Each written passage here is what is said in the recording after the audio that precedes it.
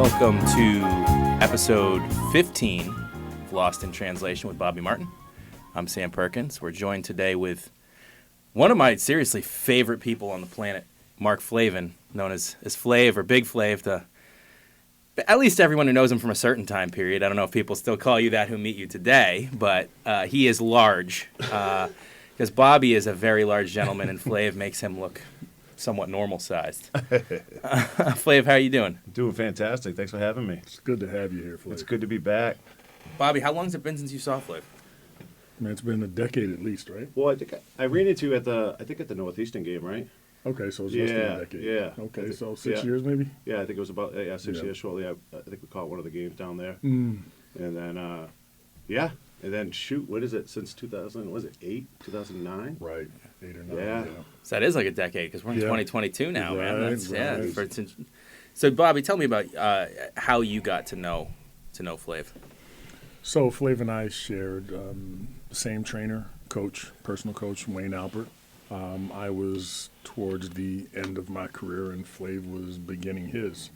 So, we hit it off on the court. Wayne allowed me to, teach a little bit, and that's basically it. It's basketball. It's a small world, and I just met a great person, funny dude. Yeah. Yeah, no, it was, I was very fortunate enough to run into Bobby and Wayne and, kind of stay on the straight and narrow, right? Especially where my background was and being easily influenced, as they would say, right? What does Dean Smith say? That big men don't peak until they're 26 years old, right? Right. Now, he didn't talk about maturity, right? so I lagged there a little bit, but no, it was a great experience. Listen, Bobby and Wayne opened up some doors. I mean, I think after the summer we worked out, I signed a contract down in South America with Union Atletica. Mm-hmm. I think one of the gentlemen that you had on here, he played down there as well. Yeah. Antonio Yeah. Bivens, yeah. Didn't you set a rebounding record down there? I did. 26 rebounds in 40 minutes. And then Ryan Humphrey came down and stole Then Ryan that. came down. You know what I mean? So, as he should, though. I mean, Humphrey was a beast, right? Yeah, he was. He really was. No question about Notre it. Dame. Yeah. Notre Dame. Yeah. Where did he go, number 13, 14 on the draft? Yeah, I think Orlando drafted him. So, Yeah. But and a great dude, too, by the way. Mm-hmm. Just a lot of fun, too. Bobby, what do you remember about Flav as a player when you played with him, worked with him? Jumps really high. I remember great hands, very nice feel for the game, and clueless. just in the maturity aspect of it, And I mean, don't get me wrong, I was a veteran by that time, so I'm sure that I shared a lot of those same similarities, as a younger player. But a seriously talented guy, couldn't jump, but understood the game. I feel like it's one of those things, Flav. Do you ever think about if you were born like 10 years later, the way the game has evolved? Because you were a guy that you could really, if anyone ever saw you in an open gym, I mean, I became friends with Flav after college. I knew of Flav since high school because Massachusetts is small. If you're an athlete, you know of other athletes. He was at, Weymouth. He wasn't even prepping, and this kid just came out of nowhere, and all of a sudden, like 6'9" and 17 pounds. Right. But skilled as hell. And I think a lot of people that even saw you in college games didn't realize that you could shoot the shit out of the ball. Yeah. And do you ever think about if you were born like 10 years later, the way the game is now, where bigs are not just allowed, but they're like encouraged to spread the ball, that your career could have been on a little bit different trajectory, the way that you could shoot it? Yeah, as far as my ability to be able to spread the floor, it was unique. So that's why I think my game tailored pretty well for Europe and South America, because I did shoot anywhere between three to five threes a game, right? So, and I enjoyed that part of it, right? It was just being able to spread the floor, and if you got a big guy, right, and trying to bang down when you're only 250 pounds, right? So, it worked out well for me. As far as 10 years, I mean, obviously the game has changed, right? I mean, there's no question about it, but. I don't know. I don't know how much of it, I dealt with a lot of injuries too. I've got a lot of scar tissue on my L2, L3. Even Bobby, I had a lot of issues with my knee. I think you guys brought in the Raptors. You guys brought in the Raptors Right. trainer to do some osteopathic stuff, right? So yeah, I think it's hard to tell. I can never change, right? You can't change the past, or you can try to predict the future, but. You know who I see him being, and I totally get what you're saying. He was probably a version of Marc Gasol. Yeah, I can totally see that. I loved Mark. You know, he wasn't Powell, but he'll kill you. Mark wasn't a guy that was going to hang out on the perimeter. He knew he could do damage around the paint, but you sag off him a little bit, and he's going to make you pay for it. I think that's a really good comparison to Flav. Flav, just before I want to talk about your past, because we've kind of alluded to it a little bit, and it's just a remarkable story to me. And Flav's someone that I look up to personally, and some people that know Flav might be like, look up to Mark Flavin with all that. But Flav's ability to go through some really, really, really bad shit and come out on the other side and be like a great dad and be a successful businessman, and a guy that I just don't. Every time I talk to him, it's like he brings me up. Flav's one of those friends that, like, I might not hear from him for a while, and I don't do a great job of reaching out to people, and then I'll get a random call at, like, 3 in the morning. And now I'm sleeping because I'm old and fat and just on the verge of death all the time. But I'll call him back the next day. And it always picks me up. Like, it always makes me feel, like better because I can get down on stuff. Flav called me every year on the anniversary of my mom dying. And he never met my mom, but he knew who she was. He knew of her. And to me, that... It really resonates in a way that touches me very deeply, because after you lose people, the first couple years everybody's like around, and then everybody goes back to their lives. That's how people are. They go back to their lives. And Flav always reaches out, and that's very meaningful to me, and I think it says a lot about who he is as a person. But I want to talk a little bit about what you're willing to share about your background, about growing up. You grew up in Weymouth, and you dealt with some real serious stuff growing up. Sure, yeah. No, I feel comfortable in talking, because I don't think I'd be the person I am today without going through the adversity that I went through growing up, right? I'm a true believer in that things will always get better, right? So, for me growing up, in the Whitman's Pond projects, right, in East Weymouth, so... For people that don't know, it's the only Section 8 housing project in Weymouth. Weymouth's a very blue-collar town. So, I never met my father. My mother, battled drugs and alcohol her whole life. So, really, I was kind of running around the projects, kind of just learning things, right? Figuring things out, kind of letting the street teach me. So, and then... I always had an athletic ability, right? Played a little bit of baseball, football, but then 9th grade came around, right? And I grew 5 inches in 1 year. Went from 6 feet to 6'5", and I said, all right, I'm going to try hoops out. So my best friend at the time, his father was running a junior league, mostly just for his son, right? He was a great player. His name was Dave Donnellan. His parents actually semi-quasi adopted me. Per se, but he really introduced me to the game, and then once he picked up the ball, that's what we did. We played basketball all day. But his father instilled some values inside, that I take and I use every day, right? So it's getting up early. I mean, you talk about I'll call you at 3 a.m., but I'm up at 6 a.m. too, right? And it wasn't always like that.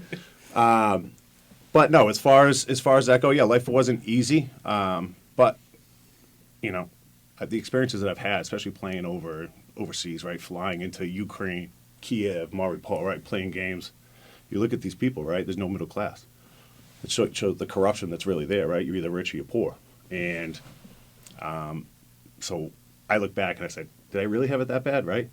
So people have it a lot worse. So that's how I look at it. And if you have a positive attitude, I think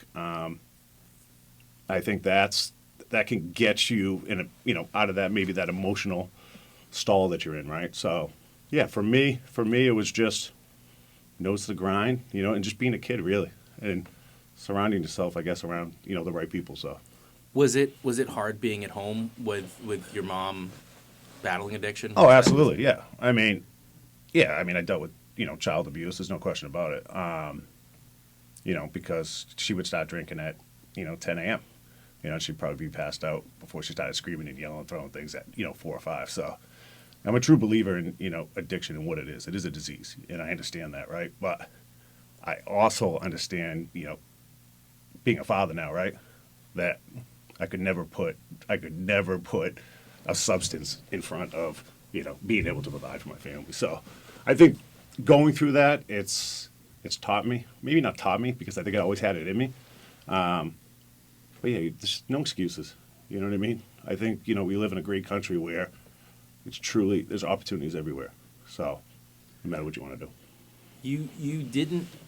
Your dad wasn't ever in your life. Nope. I think you told me you knew who he was. Mm-hmm. So, I think I was 12 or 13 years old. So the mail would come, and it would say Patricia Flavin, but it would never have a return address. Mm-hmm. Every week, that same letter kept coming in. So I opened it up, and it was a personal check that my father was court-ordered that he had to pay $100 a week. So because my mother had led me to believe that my father had died in a car accident when I was younger. So dealing with that and coming to find out that he was a union painter in Quincy. So literally you're right across the bridge, right? So going through that, I think was a struggle. But, when I did find out who he was, I already at that point, had my best friend's parents that kind of just took me in. At that point I was sleeping at their house. I left the projects probably in 9th grade. How big of an influence did your best friend and his parents have on you? Like, do you ever think about, well, what if he hadn't come into your life and you hadn't had that? That it sounds like it was like a safe place to go. Oh, absolutely. I mean, what was their impact on you, and what do they mean to you even to this day? Oh, even to this day, I'm forever in debt. I think that they saw the love that me and their son had, Dave, and they didn't think twice about it, right? They just took me in, and they weren't financially, in a place to be able to do that either, but they just made it happen, right? So, forever in debt, with them. His sister is essentially my sister. Her son is my godson. She's the godmother to my son. So it's family, and that's how I look at it. And that's how I talk to them. So, yeah, forever in debt. I mean, who knows where I could have been, right? Mm-hmm. I think you're very influential at that age too. So, but once again, I got to be thankful for basketball, because if I hadn't picked up that basketball, who would know, right? So, did you ever go through a phase? Because now you're not like an angry person. You're this big dude, but it's like, this is not an angry guy. Were you ever, when you were younger, like angry, like no dad, mom's battling addiction, did you ever go through that phase? You hear about kids being angry when they're younger and they're... Not so much younger, right? Because at that age, right, you don't know what you don't know, right? So, I think probably until I was about 11, 12 years old, I thought that's how life was. You know what I mean? So, once again, I was a pretty positive kid, and my motto is I treat the janitor like I treat the CEO to this day, right? So I'm going to give you the utmost respect. But if I feel like you're shortchanging me, I guess then that's an issue. Then we gotta address it then. But yeah, as a child, no, it's just I think it falls in line with what you don't know. That's amazing. So. I think most of the studies show that if the environment the child's in is going to influence how the child grows. So now, or how the child's brain develops, actually. Sure. So now you're in there with a mom who's got substance abuse issues, and somehow, when you changed your environment to your best friend, his parents, right? Yep. All of a sudden, the chip changes, right? The chip turns on, and your mind gets a chance to relax a little bit. You're not stressed out because you're around your mom. Correct. Right. Correct. And you actually change your perspective, or actually regain your, perspective, the one that's positive. Absolutely. It's amazing. Yeah. I think you hit the nail on the head. It's just, like I said, I'm forever in debt, and then it really opened up your eyes to see what the rest of the world is really like, right? Mm-hmm. It's not like that, because, I think there's probably 52 units in the Whitman's Yeah. Pond projects, but That's funny. 52, huh? I think there's 52 units. 52 weeks in a year? I know, ironic, right? Ironic, right? Okay, cool. But it's opened up my eyes to, educating myself on, the welfare system, right? Yeah. And how it's being abused, right? Or how it's becoming generational. You know what I mean? So, Or Brett Favre. yeah. How about him? Ooh. But I don't want to keep. I didn't want to derail your point. No. I just had to put that in. Right, But right. continue. Thinking the same Please thing. continue. Right. Yeah. But if you look at the history of welfare, welfare, and I believe in welfare as a short term, right? Yeah. Solution, right. Assistance.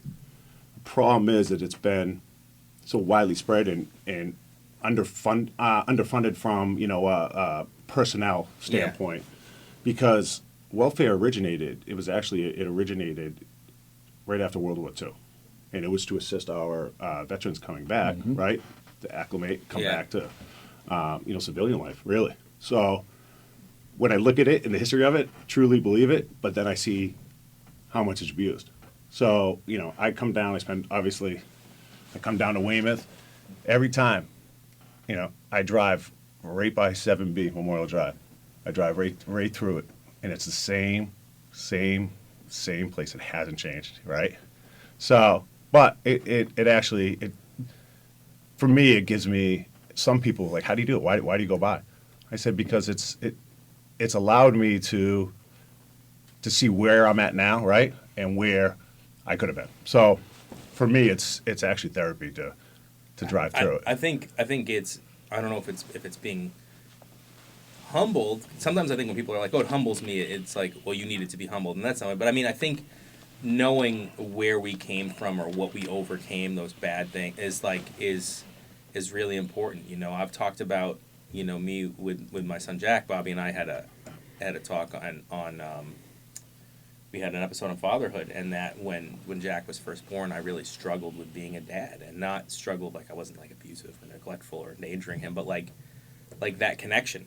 Like it was like, and I was in a bad place in life, and it still gives me tremendous guilt to this day. But I think it's important, not that I dwell on it. I wish I didn't think about it as much as I do, but it's important that I never forget that, so that I always remember like how blessed I am to be a dad and have this relationship I have today with my son. And so there's a little winding road away from you going by where you grew up, but I think it's that same kind of idea of like never losing sight of where you came from or the bad places that you've been, so that you remain, I guess, one, hungry so you don't go back there, Right. but two, like appreciative of the things that you have and the journey that you've been on. That's the purpose of memory, right? Not to dwell on all this stuff that that makes you feel bad, but to remember the things that keep you out of trouble, that help you maintain focus, right? That help you live a positive life. I think most of the time, what do? We the things we remember are the things that hurt us the most,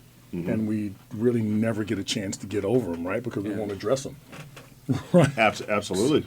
Yeah, no, it's it affects everybody differently too, right? Yeah. I took a couple psychology classes today. But like everybody's different, so everybody's going to react different, right? If you grab somebody that maybe had a silver spoon his whole life, right, and stuck them in the environment that I was in, how would they react, right? But also vice versa, right? Yeah. At a young age, you put me into a white collar right situation, I might not know how to act, right? So I'm a true believer in experience. Or you might not work as hard if you just from a really young age were put into that kind of privileged environment. But it reminds, because I really want to get into your basketball journey, because that's kind of, but before that, I was talking about my son. I see you and your son, Quinn, who's a moose like his dad. Someone's going to offer him a scholarship next week. Shoot, I need some assistance on his meal plan. But I want to talk to you about being a dad when you didn't have a dad of your own or a mom who was really capable of being the parent that you needed. How did you find your way through parenthood, and what influences you as a parent now? Because you're super involved, and your wife Jen's amazing mom, amazing person in general. I've met her twice, I think, but but just tell me about about how you found your way through kind of parenthood. Yeah, for me, I always look back at, I never want my son to go through the experiences that I've had. It's funny you say, because me and my wife grew up on 39 acres in Alfred, Maine, right? Great family. My background, right? A little bit different. So our parenting styles are a little bit different, where she's the more comforting, right? And listen, I'll never hit my child or anything like that. But he's at the age now when he knows he's acting up, and I'll get stern with him, right? So I think we have a good balance, right, of that. But, I mean, I guess my biggest fear is just, not being able to, watch my son grow up. It's crazy. It's like every week he's changing a little bit. I mean, you're going through it with Jack, right? So, and you see it, and it's pretty amazing, right? So, my only regret is that me and my wife waited a little bit too long, right? I wish, she's at the age of 42. We understand complications. She had gestational hypertension too, so the experience wasn't overly great. She had to get an emergency C-section, but Quinn was healthy, which was great. So, my only regret is not having another child. So, and not to say that we're not going to. We've brought up maybe adopting. So, we might look at that route as well. So, I always think it's remarkable when you have people that didn't have, parents or good parents or whatever that then become good parents, and it's like that motivation of like, I don't want my kids to go through that. Not everybody has that for some reason, but it's like how it should be. Right. I mean, for me, you talk about your fear not being around. I have that same fear myself, like having lost both my parents. That like I never before I had kids, I was very self-destructive and put myself in dangerous situations and didn't think twice about it. But I am petrified now. Like, if I have health issues, I am scared of dying for the first time in my life. Sure. Because I'm like, I don't want my kids to go through what I went through and grow up without a dad. Sure. Anyways, let's it's good. But let me piggyback off a little bit about when you talk about how you're amazed that the mentality that you have when you haven't had those two parents, right? I have a different outlook on that. I get angry a little bit because I hate excuses. I hate them, right? I hate them in business. I hate them in life, right? And for somebody to sit there and say, excuse my French, I'm fucking up. I'm not doing right in life. Well, it's my upbringing. No, it's bullshit. It's bullshit because that was in the past, right? So for me, I don't have any tolerance for it, right? Especially as you get older, right? I'm 40 years old right now.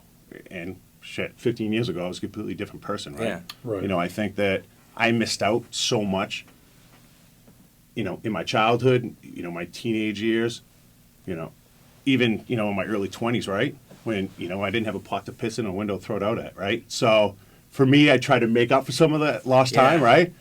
And I'm a true believer in life balance, right? And enjoying things, right? I never want to look back and say, shit, I should have done that. Or, why didn't we take that vacation, right? Or because, unfortunately, time doesn't go backwards, right? So I want my son to have all the experiences that I never had, right? Never been on a plane until I got to college, right? Yeah. Never really even left the state of Massachusetts, right? Yeah. So, my son's been on the plane 3 times, right? I mean, I just want him to experience, everything that's out there, right? So, yeah. You mentioned that you don't like the excuses or you hate the excuses, and I mean it just goes to show that with age does not come wisdom.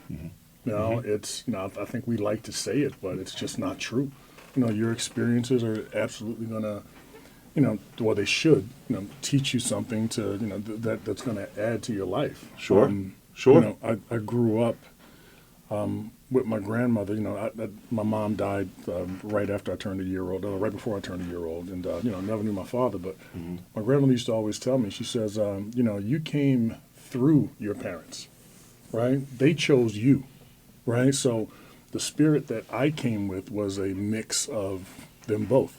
And we spend our lifetimes, just trying to figure out, okay, well, what's the best part of this piece of my mother? What's the best part of this piece of my father? And putting those fragmented pieces together so we can be better for our offspring. And like you said, it's a daily task, right? You never stop thinking about it, and you really hope that you get it right. But unfortunately, we don't get it right all the time. No. And thank God that our children can see that, right? As Right. long as the intention is there, right? They feel the love. They feel it in your kisses. They feel it in your hugs, right? And that's what makes it okay for them, because they'll see that, hey, my dad isn't perfect. My mom isn't perfect, but you know what? They are doing their best. Exactly. That's the animosity I think I had towards, my mother, is the fact that I understand addiction, and disease. Yeah. It is what it is, but, there's nothing that's going to get in the way, and I'm fortunate enough where I don't have an addictive personality. No, and I don't truly know what real addiction is, I guess. Yeah. But when you create a life, for me, that's the number one priority. Yeah. You know what I mean? And I will not let myself fail, right? Because I have to set an Yeah. example, That's right. Because I want my son to be proud of Yeah. who his dad is, right? I want him to know, all the hard work, right, that gets put into it. Because I never got to play, youth basketball leagues, Yeah. little leagues. I was sitting, you know what I mean? I Yeah. remember coming back from school being like, all right, they're going to little league practice. We couldn't even come up with the $75, you know what I mean, to play little league. So, I got him in. He's in basketball. He's just finished t-ball. That's great. You know what I mean? So I want him to just do whatever he wants to do, right? But I am stern with him too. Yeah. So I know when he plays, he's got a little bit of that flavor in him. You know what I mean? Where he can, Any more than a little he bit pushes- of flavor is a he bit pushes, too much. He pushes the envelope quite a bit. You know what I mean? My son Jack's a little. Yeah. Sometimes Yeah. he's really getting into that smart ass mode now. Where Yeah. and I'm not. I'm the pushover parent. Like my wife is Okay. always like.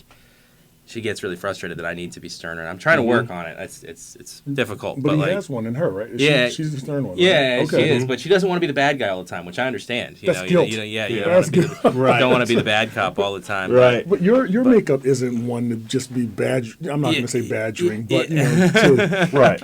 dig Yeah. into your kid and discipline He him was- like that, right? he I don't wasn't- see Sam pulling the belt No, out. No, he you know wasn't what I mean? going. I He wasn't going to bed one night, and we had made a plan to go to bed. He's good with plans and like we'll set alarms because transitions for him can be a little hard. And it was like, usually he's good, but he just was refusing to go to bed. And I'm there like, Jack, you promised us. Right. You said you were gonna. And he just turns to me and goes, I don't know what to tell you, Daddy. And me and my wife looked at each other and we're like, well, what do we do now? Right. He doesn't know what to tell us. What, I what know. do we do? Wow. wow. I know my son's got a little bit of flavor in him. You should see him now. He's a true salesman. You should see him. Dad, one more Paw Patrol, just one more, and then I'll go right to bed. So The great debater. I love it. I love it. So hoops, because we haven't really touched upon it at all. And you were a late bloomer. Obviously, you didn't pick up the game till late. You had a growth spurt late. What was the recruit? And you didn't go to a prep. I mean, when you were coming out in the early like 99, 2000 was your senior year. It wasn't like if you're good, you have to go to prep, basically. But for everybody, there were still some solid Massachusetts players coming from public schools. But prep was a thing. How did that recruiting process work for you? Yeah. So I think this falls back into, I guess, parenthood, right? Yeah. So unfortunately, I wasn't really focused on academics or school. I really wasn't, and I didn't have direction. Didn't really like school, and I'm a unique situation. I've got a college degree and I never took the SATs. Now you're probably thinking, well, did you go JUCO? No. Never took the SATs, never went to JUCO, went straight to Maine. Maine had a loophole in their system. It was called the Onward Program. And what it was essentially, it was a second chance for students to really get acclimated, right, to the college experience. So essentially, it was my PG at UMaine, right? Now, all the classes I took didn't go towards my degree, right? They were just prepping you. So Coach Giannini, man, and Coach Woolwood, those guys, they really push that side of it. I mean, listen, I got recruited at the 3 at UMaine, finished at the 5, right? So, and that just shows kind of the American East, anyways, right? Plus, I went from 187 pounds to 260, so but a lot of that was just maturing, right? Like I didn't shave my face until my junior year in college, right? Yeah. A lot of that had to do with just kind of growing up, right? But basketball. I got recruited, by Northeastern, BU, Rhode Island, UMass. Al Skinner at BC wanted me to go to St. Thomas More. As far as but I didn't take the SATs. My grades were shit. So really, I only had one choice unless I was going to do a JUCO. Yeah. And at that point, I wasn't educated in that process, so I didn't know how that works out. Did this onward program allow you to play your freshman year? Or was just No. Okay. So technically, it was a redshirt year. Yeah. So I could practice with the team. I just couldn't travel, which was fine, right? Because at that point, it was just more I needed to prepare myself, right? Because you go from not even opening up a book and getting pushed through high school, right? Yeah. And then all of a sudden, okay, now it's you need to go to class, and but I think, and like any other great NCAA program, they've got the tools in place, right? The study halls and the tutors that you need. So, I'm forever in debt, to Coach Giannini and Ted Woodward. I mean, those guys first saw me playing at a pro-am at UMass Boston. I hadn't even committed to Maine or anything yet. We had a squad. It was me, Sean Fine. Remember Sean Fine from Georgia Tech? I do, yeah. Leland Anderson from Providence. The Babel brothers. Remember the Babel brothers? Oh, Mike Babel could jump out of the gym, man. He's a beast. So, playing in that is where Coach Woodward saw me, and that's when Coach G came down, and they presented that opportunity. And for me, I needed to get the fuck out of Weymouth. You know what I mean? I'm interested in knowing the impact that Coach Giannini had on you. He's a polarizing coach amongst his former players.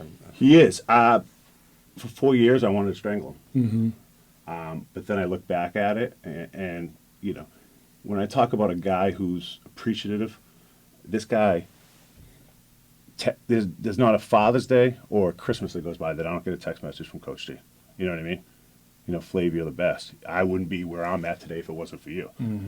Now, I mean, Coach G, granted, we had a great, before, when he left my junior year, we were coming off, he had 3 all-conference players. Yeah. Myself, Kevin Reed, and Eric Dawson. Yep. So, we came off from getting blown out by Vermont. I had a fractured leg. Yeah. I tried getting it, I guess, I could only play a minute in that game. I shouldn't even have, but, how many times are you going to play on national TV, right? Yeah. So, it is what it is. But no, he's, I respect him as a coach. I respect him as a family man. But he was that old, hard nosed. Yeah. Get in your face, and he'd be flailing his arms. And he's the least athletic guy I've ever seen. But we had some battles, but what I liked about him is he didn't coach everybody the same. Yeah. Right? So, because you got guys like me, right? Then he might have a Joe Campbell that, grew up in Bangor that, probably never even had a car broken into. You know what I mean? And he's never seen it. Then you got guys from Mockley, Florida, right? Yeah. Or, Atlantic City in Jersey. So, for him to be able to, gather all of us, right, where we got completely different backgrounds, where we wouldn't have probably even had a conversation with each other, it became a fraternity, a brotherhood, right? Yeah, those rosters were really interesting. I love looking back over the old Maine rosters. You look at, you've got city kids, you've got Julian Dunkley, you got Huggy Dye, you got you've got guys that are from the city. Some of them had gotten into trouble or have since gotten into trouble. You've got guys like the international contingent. Yes. You've got Joe Campbell from the backwoods of Maine. Right. And you've got Flav. I'm still wondering Freddie Peckus's birth certificate is still questionable to me. Yeah. That dude was a 28-year-old freshman. I'm not. You know what I mean? You had Dave, and Dave couldn't speak a word of English. No, looking like Ivan Drago, running up and down the court. But yeah, like I said, we're people from all parts of the world, right? And to be able to come to a common ground, right, and have the common goal, was great. It was great for me too. So, and it was good to come back, right? Especially during some of those summers, right? Yeah. I'd go to BU and play pickup runs, Yeah. right? I'd be rocking that main gear walking in, you know what I mean? Some good runs at BU back. Some great runs, Really yeah, nice. at the roof. Yep. Roof, yeah.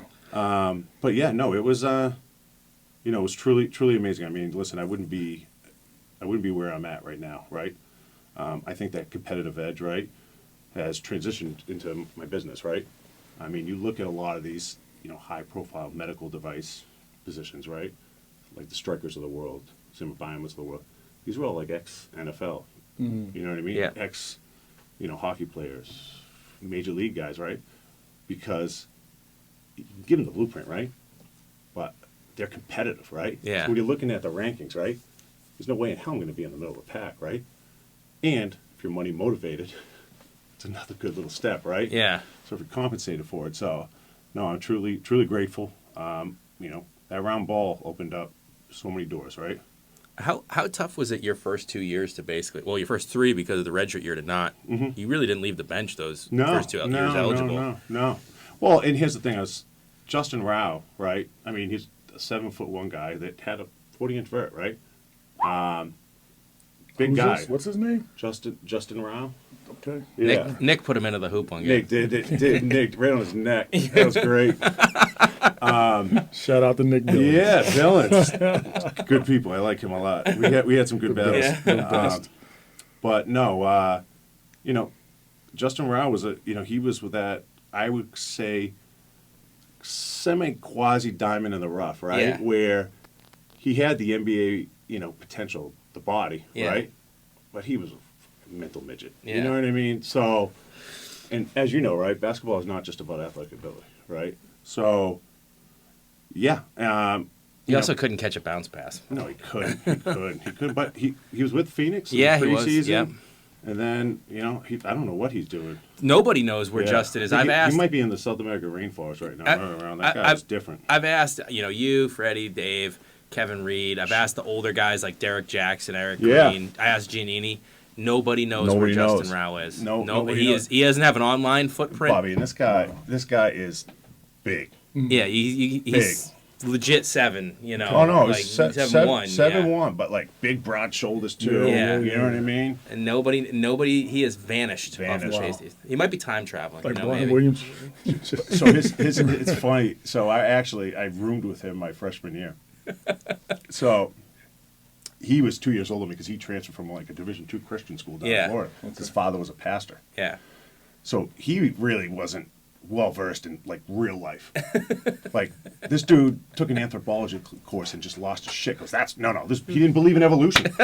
This dude did not believe in it. He goes, nope. He stood up in class, calling out the professor. Oh man! Oh my goodness! Wow! He was different. So yeah, I roomed with him my freshman year, and I said, I ain't doing that. You know what I mean? I heard he got locked inside the library once. Yeah, listen. This guy, he was different, man. He was real, real different. But who knows? I mean, I hope he's doing well. Yeah. You know what I mean? So your junior year, you come out from behind his shadow. He graduates, Mm-hmm. and you just exploded, especially during the conference season. Mm-hmm. I mean, by the end of the year, it got to the point where people knew, like, if you got the ball, Mm-hmm. it was automatic. I mean, you were shooting in the high 50s, Yep. if not 60% in conference play. Like, Mm-hmm. you remember BU when you had like 20 at the half. Everybody was like, oh, he's going to score 40. Like, what's Yeah. going on here? Finished with like 24. Goddamn. Dennis Wolf triple teaming me. Yeah. Well, I remember they started fronting so much they just were preventing the entry passes Yeah. because it was like once you got the ball, you were still scoring, but they just, went out of their way to make it he just Yeah. cannot touch. He can't get a first touch. But what was that like? That first year finally coming out from behind and getting to play and then getting to like really prove that you were. Well, I'm a true believer in paying your dues, right? And that's actually transitioned into my business, right? Yeah. Life. I was still dominating. in practice, right? Yeah. But once again, it wasn't my time, right? He was 3 years older than I was, right? I mean, we had a different game, right? Where he was more of kind of a shot blocker, Yeah. not really an offensive threat. Yeah. But we had battles in practice, man. You know what I mean? So for me, it was just once it was like a clock, right? Yeah. Once my time was there, capitalize off it, right? And it was really just me and David Dubois. Yeah. So, it was just timing, I think, and it just all kind of fell into place. So It's odd, man. You said you had to bide your time. And every time, I read these articles and they always talk about the mind of an athlete. And the only definition I can ever come up with is confused, right? Complicated, and in need of some serious clarity. Because, like we live in a secular world. We're the best at where we are, and everybody, kisses our butts. But it's great that you said that you had to bide your time. Sam and I have talked about this, for the longest, about what the athletes are going through now. No one bides their time. Yeah, none of the kids Right. now, everybody just finds an AAU team that they can be the star on. And Right. Yeah. they don't have to put in the work. And then when they finally face adversity, it's like, Right. do you think the adversity you faced off the court, and I'm not here advocating for kids to go through terrible, like I wouldn't want any kid to go through the childhood you went through. Sure. So I'm not here like, oh, you should go through hard times so that it'll make you better for it. But but do you think the adversity you faced growing up that had nothing to do with sports helped you in dealing with adversity on and off the court later on in life? Yeah, I would say, right? I mean, definitely, I have some thick skin, right? But, as far as, I guess, college, right? And then you look at, me basically sitting on the bench for 2 years, right? And biding my time, waiting to get in. It just, for me, sometimes in basketball, if you overthink things, right? You stop making mistakes, right? I just had the mentality where I was like, oh, fuck it, I'm just going to go. I'm just going to give me the ball. I'm just going to go, right? So, no, I didn't dwell on it. I was having fun, man. I think you can talk to those other guys. I mean, if anyone had fun in college, it was me. So you're saying that this is what I'm getting out of it, because Sam and I spoke. This is Suicide Prevention Month, right? Yeah. So we've got that phrase in basketball that says one more. You want that one more pass. So you're sitting there your freshman year. You can't play, right? You know that no matter what you do, you can't step on the court. But you figured out that it was worth doing it. Yeah, Right? it was for me. You start thinking, right? All right, well, it's coming on year 2. What should I do? Should I transfer? Right? Should I go? Should I? But I believed in Coach G and I believed in Woodward, right? And they believed in me, right? And they just, if you got an opportunity, capitalize off it, right? So it could have went another way, right? Maybe if I didn't put in the work, right, David Dubois would have, played the majority of the game, right? So for me, it was just capitalizing off that time and not overthinking anything. You know what I mean? What was that toughest moment for you, where you were on the edge of saying yes or no? I think it was when I had thrown a couch out the second floor of my study hall, That would do it. and I hit a kid in the leg. Are you serious? And Coach G said, "I think you should transfer." And this, no bullshit. This is verbatim. I think you should transfer. And I go, "I'm not going anywhere." He goes, "I'm not going anywhere, Coach." So Was this before you were getting playing time? yes, this was prior. So really, he had no, you know what I mean? There was no real stake in the game. But I was the only kid I still think I hold this record, to get kicked off campus and then get kicked back on. So You can't stay here. You can't stay here. exactly. So I mean, I thought I was going to be at the Black Bear Inn. You know what I mean? So no, it was. I think emotionally, right, when you're not playing and you have the ability to go out there and produce, and you don't get that opportunity. But once again, I think my upbringing is a little bit different, right? So maybe somebody who's, has had the ball in his hand, right? Yeah. Has never seen any real competition. That might be a tough adjustment for them. But for me, listen, man, I'm here. I'm a bit of a visionary, where I look at the big picture, and he was thinking transfer. I'm thinking, shit, I'm gonna lose credits, right? Like, Right. I always wanted to I knew how important it was. You know what I mean, to get your degree. Yeah. And I didn't even get it right away. I still needed 9 credits that I was taking during the summer, and that's when Frank Catapano goes, Mark, we got this opportunity over in Riga, Latvia. I go, how much a month? $7,000? Drop those classes. Let's go. Get my ticket. So, because, right, what's your scholarship check per semester? Maybe, if you're living off campus, what, $5,400? Then if you have the ability to get a Pell Grant, what's the extra, what, $1,500? The fact that I was able to stretch like $7,000 over 6 months is just truly amazing. Yeah. Right. You know what I mean? So, yeah, no, I just think I'm a true believer, and it goes back to paying your dues and understanding, because I was doing the work in practice, and no question. You know what I mean? And they saw it, right? So, I think there was a write up too that Coach G did something online or something like that, and he specifically was like, "Listen, Mark's had to pay his dues, right? And now he's got the opportunity, so just capitalize off it, right?" How hard was it going into your senior year when Giannini? Because senior year, I know that was a really tough year. For stuff that we'll talk about in a second. Sure. You and me both kind of have this Yep. bond over having lost someone. But your senior year before that, you're coming off of a junior year that's really a breakout. You're all conference. People felt like it was out of nowhere. Inside of Maine, people didn't think it was out of nowhere, but the greater kind of conference. And then Giannini takes, and he's had a couple 20-game winners. You guys have had this core that's been to 2 championship games. Your redshirt freshman year, and then your Yep. redshirt junior year. You guys lose both of them, but you're like, we're knocking on the door. 2 out of these 3 years have been Yeah. eligible. We've been in the chip. And then Giannini takes the job at LaSalle. How tough was that to deal with him leaving? Not obviously selfishly, Yeah. you know what I mean.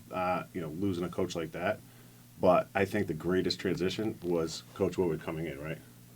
Filling that role. So, I think if you use that as frustration, right, you can't not. I mean, he's bettering himself, right? Yeah. He's providing a better, financial, Yeah. situation for his family. And I'm a true believer. If you're not growing, you're shrinking. So, you don't. And he could have stayed at Maine. He could still be a coach at Maine Yeah. if he really wanted to, right? But, Yeah. where does it end, right? So, no, it wasn't a hard transition at all. I think Coach Wood did a great job. It was new to him, right? But he was a great assistant, for many, many years prior to that. So, our offenses didn't change too much. I think we only lost, who did we lose? I think we lost Dobson. And Udo. And Udo, yep. Yeah. Man, Udo, that boy could jump. Yeah, he The really. Bulgarian bouncer. Yeah. This dude had a 40. Remember? He was had a 40. He had a insane. 40, like a 43-inch vert. I remember 6'8". him before a game at Northeastern. He was like standstill, just threw it up off the backboard. He's like 6'1", maybe. He was listed Yeah. at 6'2". He's probably maybe 6'1". Yeah. He stands still, just throws it off the backboard from maybe like 8 feet out. Just a gather step goes up, catches it, Yeah. brings it down, Easy. dunks it behind his head. And I was just like, oh, I didn't see that coming. Right. Like- Yeah. No. Marco Milicic or somebody like that. Yeah. Yeah. So he actually he was at BC. Yeah, and they He was at transferred to you BC, guys, yeah. And then, I think that main BC connection is huge, Yeah. because you look at guys like Andy Bedard, And- that was at BC. and Nate Fox, rest in peace. Yeah.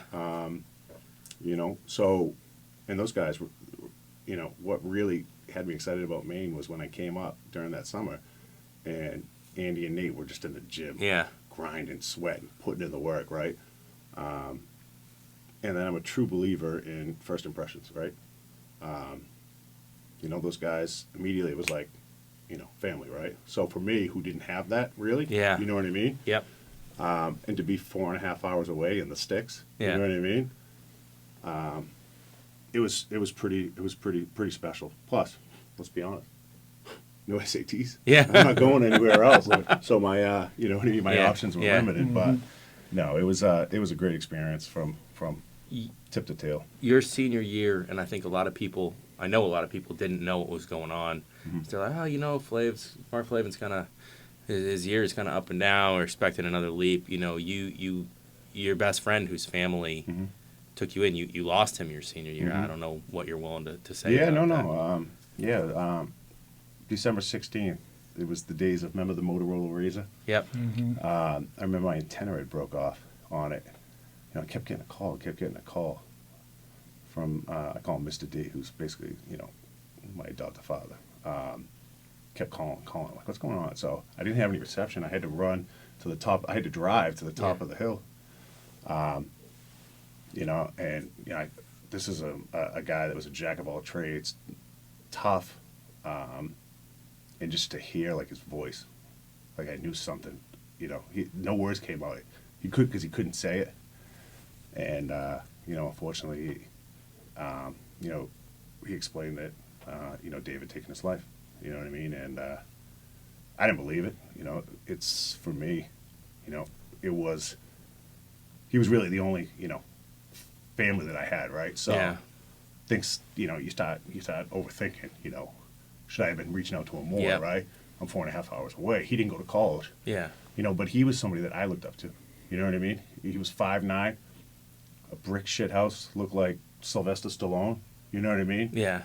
And he had life, right? And it's just, I couldn't, for me, I just couldn't comprehend it. You know what I mean? So it was definitely,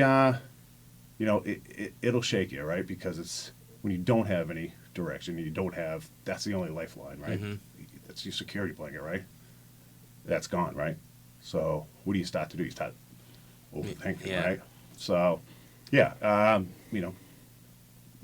by far the hardest, time of my life, right? There's nothing you can do, right? Yeah. There's no pill you can take. There's no drink you can drink. Yeah. Right? It's just grieve, right? Grieve and then get awareness. Yeah. Right?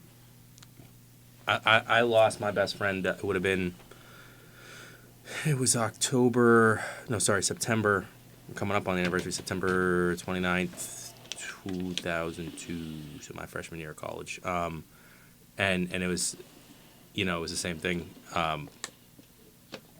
My best friend had, I guess it was depression. You don't really realize it when you're younger. He'd just be in bad mood sometimes, but seemed like full life.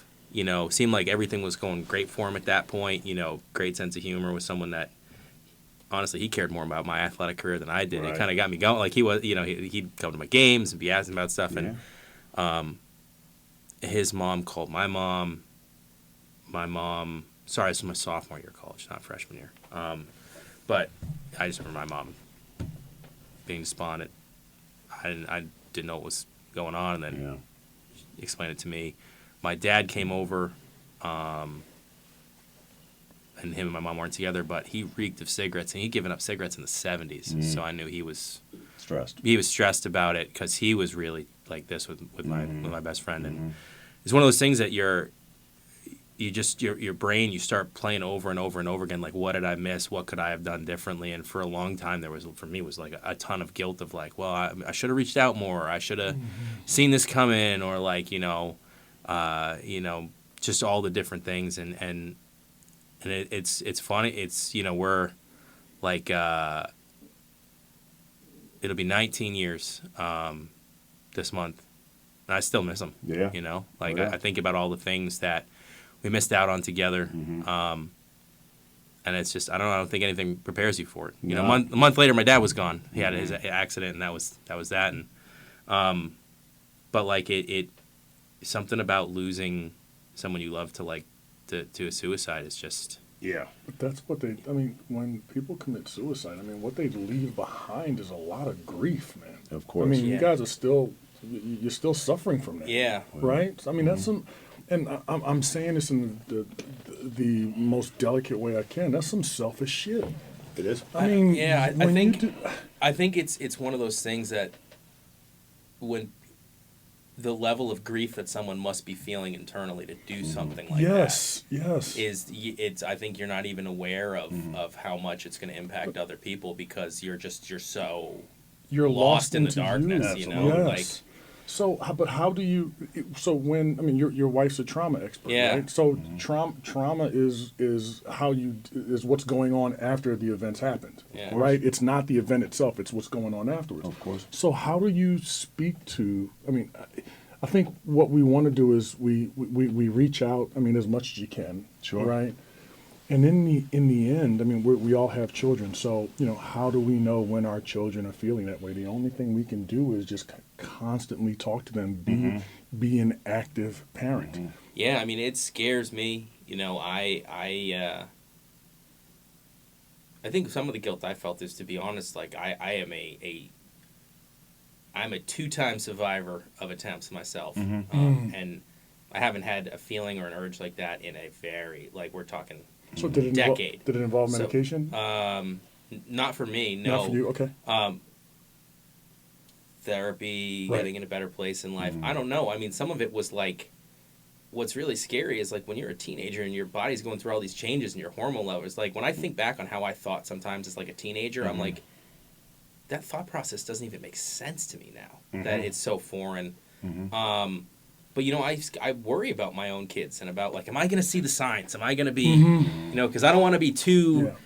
I don't want my kids to think that I'm just like a nervous, neurotic parent. So you don't want to hover so much about that because that has its own thing. But like, Right. you worry, and I think the only thing that you can do is, well, I don't want to say the only thing because I'm not an expert. I'm just someone that's right. dealt with grief of losing Well, someone. I would say that your experience is is- your expertise. Yeah, is Right, is right. be aware, reach out to people, and if something feels like it's off, like listen to that and try and steer them towards help. Try and talk to their families, let their families know that you're Right. like, hey, like this is going on. It's not feeling right. But I don't know. I'm not sure what your thoughts are, Yeah, Mark. and I think too when it happens when you're so young, right? Yeah, And I say young, I mean I was 21 years Yeah. old, right? And that's young. yeah, That's it very is. young. Your brain's So, still not fully yeah, developed. No, absolutely. I guess you always question, right? You question, and then the PTSD starts Yeah. to set in too, right? Where it's like you constantly now it's like it's controlling your mind, and I think that's what happened with me, right? Because Yeah. it was, he was always there, right? Yeah. And it was. I looked up to him, right? And I'm like, I wanted to kind of, you know what I mean? Yeah. I wanted to be like him. Yeah. So for me, not seeing those signs, right? You start questioning yourself again. But yeah, I think now, going through it, we do a lot of different suicide awareness walks. Yeah. They just had one up in at the University of New England up in Biddeford, Maine, Oh, nice. 3 years ago. So We did one me and my together wife did it. a while We did back. one, yeah. Yeah. Right outside of BU, I Yep. think it was. Yep. So yeah, I think you're right. Communicate, right? Awareness, and you talk about your children and things of that. I think the good thing is you know your children better than they know themselves, Yeah. right? So you spend so much time with them. If you start to see those signs, right, I think you can address them quickly, right, and just Yeah. let them know you're not alone, right? Yeah. You're not. Things will get better, right? Yeah. They really will. And just communicate, because I watch a lot of different. I spend a lot of time on LinkedIn. Look at Yeah. a lot of these different leadership guys, and they talk about not just business all the time, right? It's emotions, right, and culture, and you hear these guys that say, I asked this guy, how's he doing? I'm okay. That man's not okay. Especially if he has a different personality, right? If he's more upbeat, he's got that type A. Now you might get that from an introvert or something like that, which Yeah. is fine, but that shouldn't be coming from a type A. Yeah. So I think educating yourself on just some of those signs, right? But I mean, mental health is a serious problem and issue we have, right? And you're seeing it all the time. You're seeing it with the way the police are reacting, right? Yeah. To a lot of these so-called criminals, right? Yeah. I would say half of those, are mental health, right? A lot of it is. So Yeah, I'm not an expert. Even the police would be involved in that mental health. aspect, right? 100%. 'Cause, I mean, dude, these guys. So, what do you think? I'm interested in your thoughts now with social media, and we're talking about our children. The influence that social media has on finding acceptance through it, rather than them finding acceptance in themselves. How do you curb that? How do you mitigate against too much social media. Well, our children are at a tough time right now. I mean, social media has consumed us, right? Yeah. And you look at bullying. I mean, from a bullying standpoint, right? It's hard. It's hard. I have a love-hate relationship with social media, right? But I still remember being young, 6, 7, getting bullied a little bit, right? It's not fun. But to have these avenues, right, where it just doesn't end at school, they're coming home.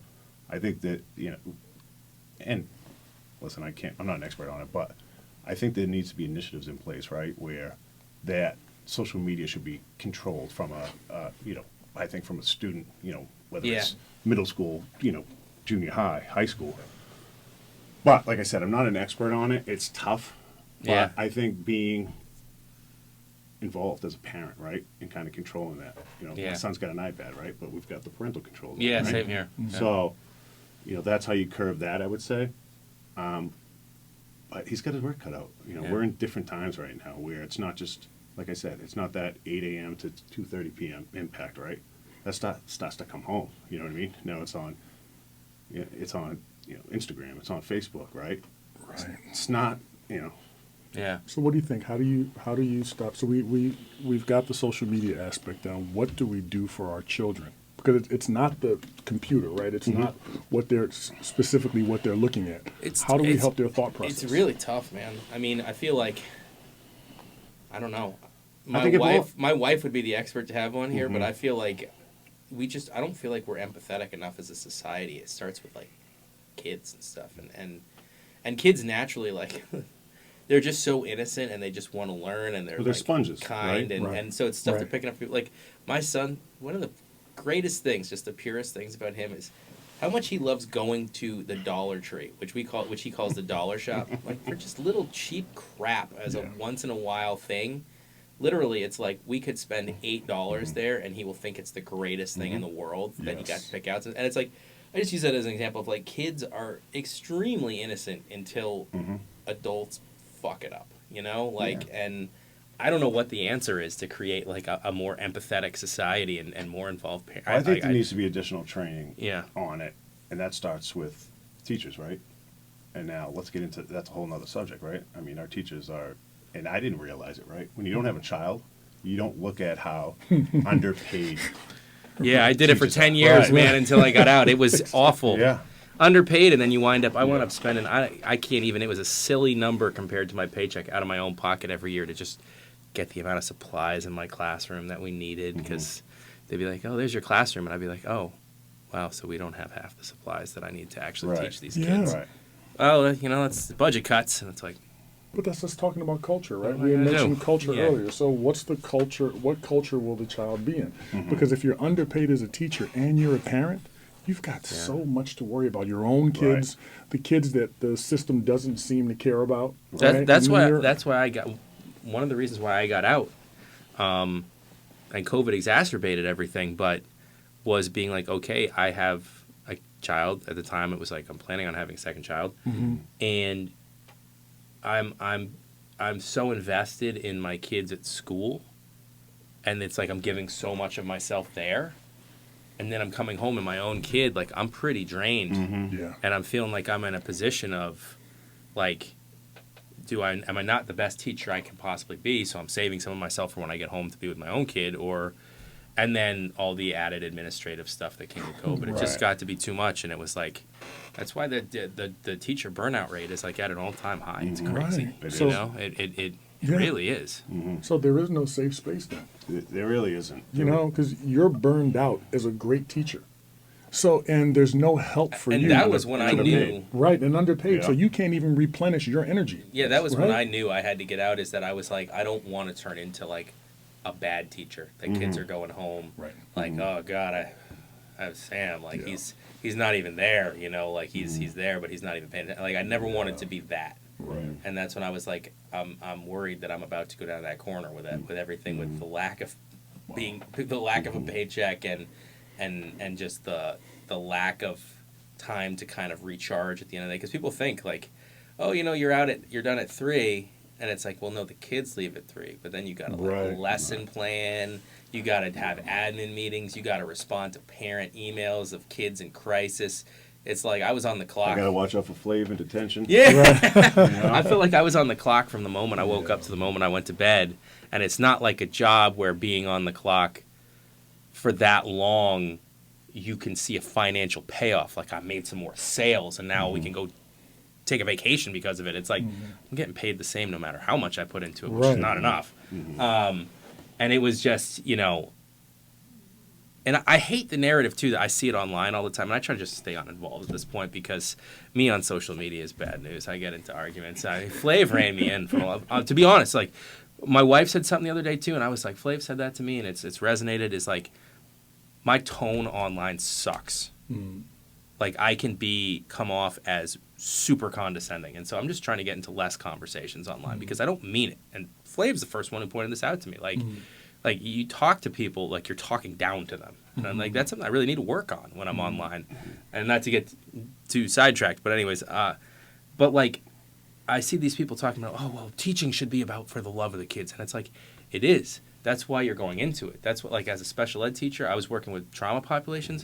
That's why I go into my class every day, and I could be like, hey, how's it going? Go fuck yourself, Sam. Yeah. And I wanted to be there, and I loved it. And it's like, Right. it's clearly about love of the kids and knowing they're through stuff. But at the end of the day, you going have through to keep stuff. the lights on at home, right? Exactly, You have to but feed it's your like, family. it can't only be, no one's going into teaching expecting to become a millionaire, but you should at least be paid enough that, like, you can support your family. You don't need to have a side hustle and a summer hustle and a, you know, and be living in a little apartment, you Right. know? You see, So it's- you hear these stories of teachers, right, where they're teaching all day and then they get out of school and they're driving Uber. yeah, it's nuts. I mean, you know, that should not happen. And how can you be a teacher that the next generation needs to be the best future adults they can be can't. if you're getting up to the school at 6:30, you know, to open up, then you get out of school, you scarf down food, and then you're like Ubering or you're working as a bartender at Right. night or something, and it's like, and Massachusetts is a state that, like, we pay our public school teachers overall better than most other states. So I can't imagine what it's like to be a teacher in Mississippi Right. or Right. Missouri or Right. Texas or Florida. Right. Like, So, so what we're saying is that, I mean, to me, it seems to me that we're leaving our children to fend for themselves because the teachers that we trust to teach them can't do it because they're not supported enough.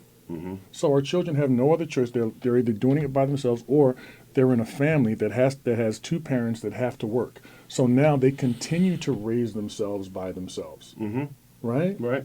No. one of the other things I heard, really interesting stat, because people will talk about, like, oh, well, we need to move to the suburbs for the good school systems and the good all this. And an interesting thing to me is that if you look at what's being done in the classrooms in, like, the city schools, so like Lowell, I live in Lowell now, no shame of that. I lived in Worcester before.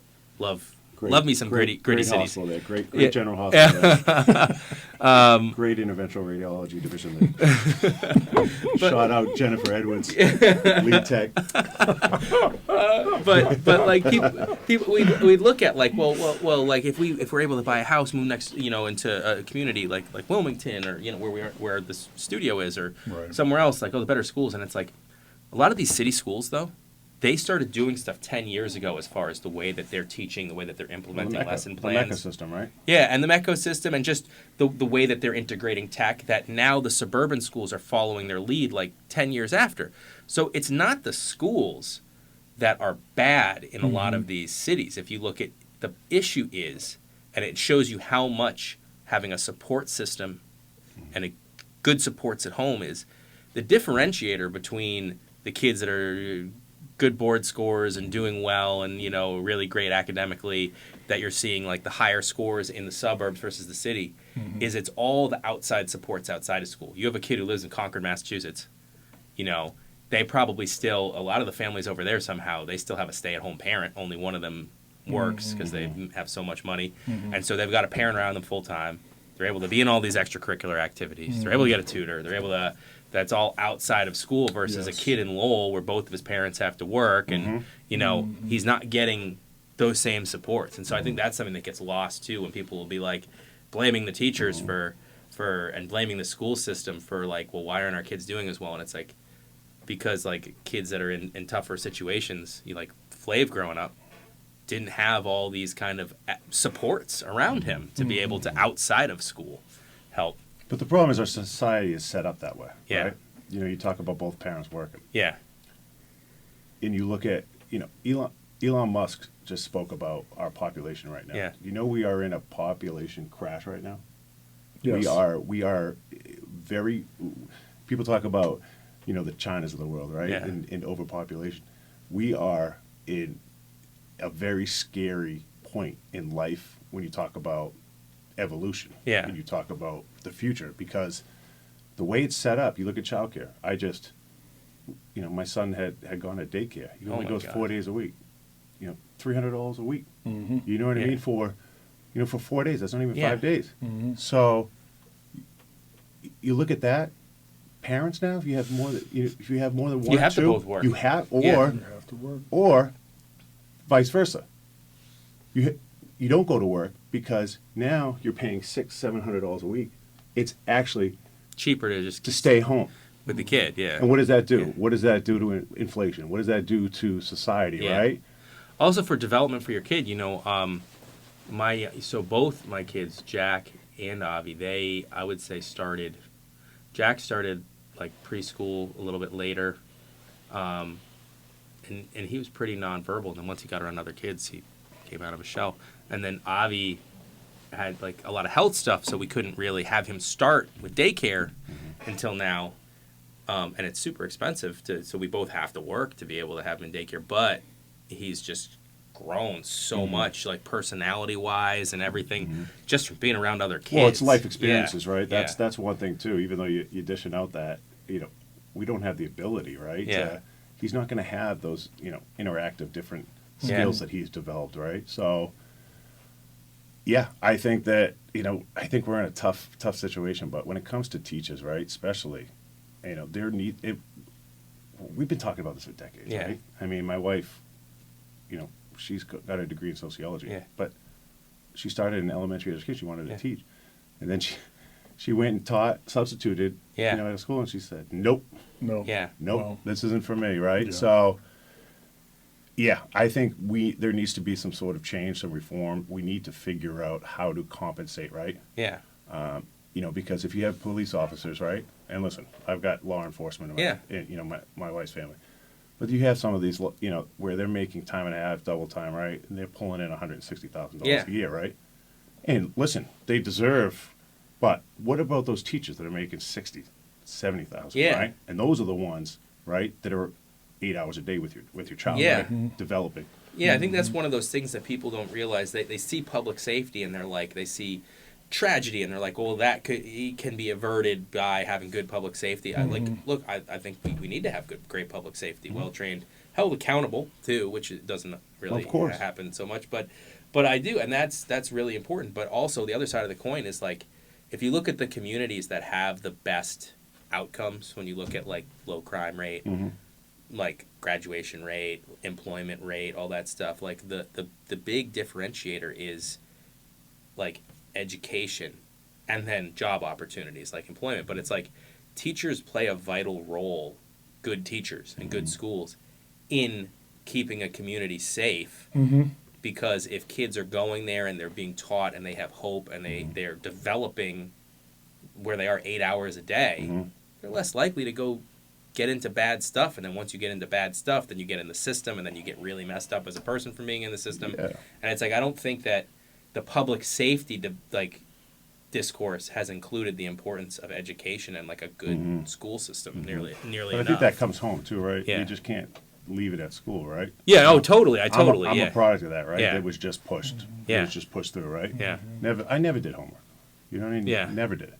But still, somehow, you know, I still graduated high school, right? Yeah. And for me, it's just, I think that comes in, you know, what's your impact as a parent too, right? Because Yes. I think you can control that, right? There might be some outside influences during the day, but you have that quality time to be able to redirect them if they're starting to, you know, That's the come off point that course. I wanted to get to, that it has to start with the parents. Yes. It Yeah. has to, right? The children are not our future, we are their present. Absolutely. You know what I'm saying? I mean, it can't be any other way, because you can't depend on a teacher who is stressed the hell out. It's not that they don't want to do it, Right. but they can't. And if they It's have im- 18 kids in a classroom, I mean, how? I mean, Yes. how much? Yeah. You know, and everyone learns Differently. I'm a visual learner, Yeah. right? You give me a book, my ADD kicks in. Yeah, Right. that's my son Jack is right. like that, but he's Yeah. like, Right. if he can get his hands on Touch it. something, Yeah, that's how he. yeah. Yeah. I'm a repetition Yeah. visual guy all day, right? So, I want to ask you, Mark. 'Cause I know we're kind of up against it time wise a little bit, and we haven't even talked about the post college basketball journey. Maybe that's a topic for another day. But how were you able to transition when you got to that point in your career where you felt like it was over? And if I remember correctly from all of our talks, it was really you didn't have a choice. Your body, your back. You just it was one of there those. was some other contributing factors Yeah. too that came into it. You know, but I think the main thing was, you know, when you're getting a Marcaine shot in Yeah. your back and you come home, you know, and you're struggling to bend over to tie your shoes, right? Yeah. You know, anatomy and biology is very unique. You look at guys like Shaquille O'Neal, right? Yeah. Who's, you know, back in the basket from a 275-pound guy, right? Yeah. You know what I mean? And everybody's body reacts different. Yeah. So I think you try to trust your body a little bit too. Yeah. You know, and then, you know, I started thinking long term again, right? Like, okay, this is fun. I love hoops. I'm fortunate. But I'm trying to build generational wealth, right? Yeah. So when I start to think like that, what can I do? What's going to put me, right? What's going to put me in the best position to win? So, yeah, it was tough. I mean, you know, one of the things was I was going to play another year. I had a contract signed in Mexico. I remember Mike Martin was getting all set up. And then all of a sudden, 3 weeks before I was supposed to fly out, the team, no response, nothing. And, you know, I'm training all summer. I look at it and I'm like, wow. You know what I mean? Yeah. You know, then he comes back. It was from I mean, at that time for me, it was a substantial amount of money. I mean, it was $11,000 a month. You know what I mean? You know, and then, you know, my agent comes back with, well, we got this opportunity in Austria, but it's only $4,700. I'm like, what? You know what I Yeah. mean? So, with my body breaking down, right, me starting to think long term, you know, I just started, you know, researching. You know, what can get me paid, right? Yep. What can get me to accustomed to making, you know, comfortable living, and then, right, Yeah. where I can start investing and start, you know, building. So, you know, reached out to some of my old college teammates, right?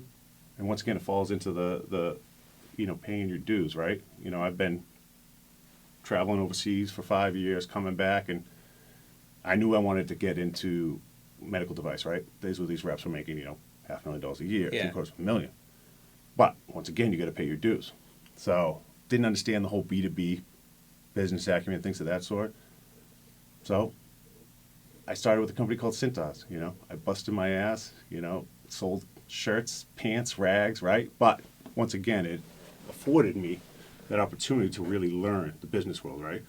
And if you're successful in that position, right, because it's new business only, there's no residual. So if you're not producing, and they love athletes, right? So if you're not producing, they don't have a position for you. So did that for 3 years, and then got my break into medical. The company called Biomet 3i, and I was in their oral maxillofacial division, so a lot of different, you know, dental implants, bone regenerative material, membranes, things of that sort. But it was mostly private practice. The money's made in the hospital. You know what I mean? Because private practices, you're asking that person to spend their money. Yeah. Right. Where when you're in a healthcare system, right? Yep. The GPOs kind of orchestrate. Yeah. You know what I mean? A lot of that. So, did that, had very successful 4 years. And then a company called Argon Medical Devices that's still privately owned out of Texas. They've got a great marketplace in the vascular soft tissue biopsy space. And then just became a sponge, right? I'm a true believer in learning best practices, right? I don't think I've done anything that has, you know, pioneered or reinvented the wheel. I just try to take a little bit of other people's best practices, and that's what seems like it's worked for me. Yeah, so, and then, you know, did that for 2.5 years. I had stock options. We were looking to go public on the Hong Kong exchange, and then COVID hit. So for the first time, so med device has always been recession proof. Right. First, COVID eliminated that. Wow. And, it's if you've got a mechanical thrombectomy device that you're trying to pitch this vascular surgeon, I see you're using your competition, that's great. Check out the features and benefits of this. But I can't get into the hospital, right? And a surgeon's not going to use anything that it hasn't, doesn't have a minimum 5-year clinical study, and that's not FDA approved, right? So it was tough, right? So I had to become a hybrid almost, right, and kind of think outside the box. And that's when I met two gentlemen, my two business partners, and we branched off and started our own business.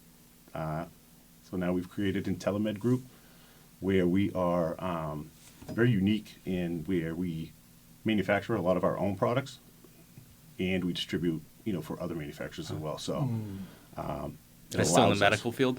Yes, Medical device? yeah, absolutely. We just submitted an RFP for surgical non-wovens, which is essentially like drapes, Okay. tablecloths, things of that sort. Yeah. $4.2 billion. Wow. And we're looking to get anywhere between 2 and 5% of that. Right. Wow. So it's exciting. I haven't got a paycheck in about 4.5 months, but Wow. I see the long. Yeah. Right. I see the long-term vision. When you first started and you took that dive, and it seems like it was well thought out about, you've only got so much longevity left in basketball, and that it's not, I know the year-to-year of pro hoops overseas, people don't get multi-year contracts if they're American, and there's a lot of that last minute, it fell through, it was good. And that, did you have money in the bank to get started, or was it kind of that, you were starting over almost again when you changed careers? Bobby can speak about this as well. I mean, the great thing about playing over in Europe, right, is that essentially all your expenses are covered, right? I think your biggest expense is your cell phone bill, right? Yeah, cell phone. And the gas, maybe for your Yeah. car. Right. So, now it's not like I was rolling in the money coming out, right? Yeah. Like, let's be honest, I'm a mid-major, Yeah. Division I that doesn't have a 13-inch vertical. It was 26. Okay. So All right, Chris Buff. right? So, it was just, for me, it was just figuring it out, right? And then just learning and being a sponge and taking those best practices. Yeah. Because if somebody's doing it right, they're doing it right for a reason. So listen to them, right? I'm a true believer in that. What were the keys, and this isn't to get sidetracked, but just there are young kids that are going overseas isn't the same now as when you came out. It's harder. There's less money, I think, unless you're a big superstar. I think that the value of Americans has come down, other than those really, really elite, and that the world economy has made it so those mid-level teams that used to be able to offer 7, 8, 9 grand a month, they don't have the finances there anymore. But so what advice would you give? Because if you came back with some money when your career was all said and done, that's more than a lot of young kids that go over there and play and get paid but aren't paid millions. What was your advice for keeping? Let me push back on that 1 second. So the way Europe is now, it's I'm not necessarily sure that it's harder. And the reason I'm saying this is because now the teams don't deal with as much black market money. They're coming in with investors, Sponsors. so the sponsors, so the money's there. Yeah. It's just that they're a lot more picky on who they choose. Mm-hmm. Fair point. That's all. Well, plane tickets aren't cheap. They are not. And if you, as an American, you're over there for a reason. And if you're not producing, they don't have a spot for you, right? So that part, I think, really helped me in life, right, and transitioned into kind of that whole, eat or die, right, mentality. So, I truly believe. I don't know. I mean, Bobby can probably speak to it a little bit more, but I don't know if the market's more saturated now. But I think the ability to market players is much different, right? Yeah. I think with obviously social media and YouTube and things of that sort, right? You're able to really, because there'd be times where you can make Sam look like you know what I mean? A conference guy over here, you know what I mean? Yeah, it's a lot easier for the kids in this way. you can send a video now, some clips. But before it was sending a VHS. Yeah. So they would have to sit down and look at the whole tape. I know. So you knew that they were interested in this. So I guess my question is this. What advice do you have to the kids that are lucky enough to go over there about, one, just survival? You played in a lot of different countries. What are the keys to surviving? What are the keys to actually hanging on to some of that paycheck so you can use it to get started? I'm not not saying that you make enough that like that's all you have to do for the rest of your life, but that it's easier to start your new career if you have a little bit of money in the bank and take some chances than if your career is done and your whole career has been money in, money out, and then it's like, okay, now I'm 35, 38, 32, whatever it is. I got to figure out my next chapter, and there's no money in the bank. So what were your keys to surviving and to coming home with something still in the bank? Yeah, I think you have to treat it, right? You have to treat this as, if I don't come correct, if I don't produce, I'm going home, right? So I think you have to take it seriously. I think when I was playing overseas, I took it very seriously. Now it was a little bit of a kind of a fear factor too. I didn't want to end up on locked up abroad or something, you know what I mean? But I think that, when all you have is your craft, is basketball, right? You don't get so much sidetracked, right? Because you're literally eating, breathing, playing. So I guess my advice is capitalize off the opportunity. I mean, I think there was a couple opportunities that I had that I didn't capitalize off, right? I don't think mentally because, it falls back into the maturity thing, right? I think I'm a late bloomer when it comes to growing up. I mean, 10 years ago, I think I'm a completely different person. So, and everyone matures differently.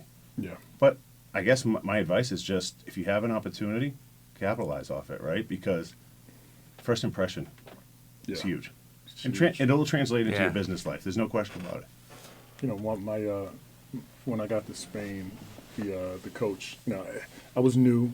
I found out that the world was a lot bigger than my perceptions of it, right? A little culture shock. Right, exactly. And I'll never forget. He said, "El crecimiento no ocurre por sí solo," and what that means is that growth doesn't happen by itself, right? And he was telling me, dude, you haven't had that many good games. We played 5, and 2 of them have not been good, right? So they'll let you know. Grow up. And I had to grow up. It was no longer the soft bed of roses that the minor leagues would provide for me. Right. I've got a tomorrow. There was none. So it's a results. Listen, it's results driven. Yeah. You know what I mean?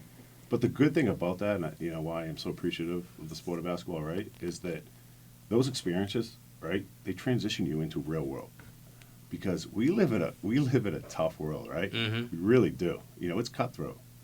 So that results driven, right, results oriented, that's going to fall. That's how much time did you put into it, right? Yeah. How much time you put into your career? Yeah. How much time you put into your family. So there's so many. I guess my advice would be stay committed. You know what I mean? If you want to, stay committed, right? But you also got to have the passion for it too, right? If you start thinking basketball becomes a job, maybe you need to start thinking different avenues, right? Because I think you have to love it, right? So. My last question before we go, because this is a story that needs to be told. I'm here holding my mug from my alma mater. Ooh. And I'm holding it. Go Huskies! Go Huskies! I'm protecting it because Flav's across the way there. Yeah. We need to have this story told of your junior year when you're playing against Northeastern. And was it junior or senior year? It was junior year. Was it? Junior year. Yeah. Oh, that's right, because it was Coach G. That's right. Yeah, it was Coach G. Yeah. And there was a headbutting incident, and I need to hear. You don't have that video? Chris Marquardt had the tape. He does? I think he said he had it. Or K. Reed had it. Kevin Reed might have had it too. Kev did not. He all the have tapes it? he sent me, he did not have that one. Yeah. Maybe Markwood does. Ask Chris. Yeah, I'll reach out to him. Because I have the ability right here to digitize it, That'd be but great. I haven't been able to find it anywhere. Right. So, but we need to have that story told. Yeah, no, it was just like battle. It was the heat of the battle, right?